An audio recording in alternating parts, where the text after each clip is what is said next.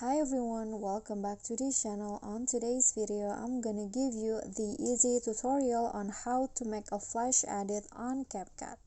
So here I've already imported a video, and if you want to make a flash, you can just click on overlay and go to stock videos and choose the white image.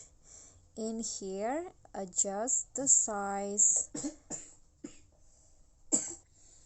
And then here I'm going to make it short like this, and then here go to splice and choose overlay, add a keyframe and go to the end of the overlay. Here add another keyframe and set the opacity into around 30 like this, so that it will look like it flashing. So I'm going to make it short again, and next you just need to copy it as many times as you like. So I'm going to click on copy and place it in anywhere you like in the videos. I'm going to go like this.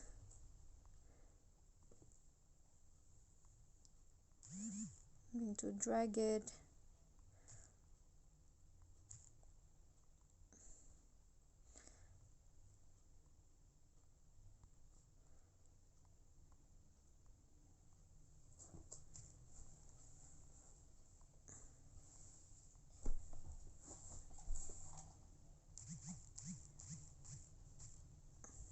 Okay, so here is the final result of the flash.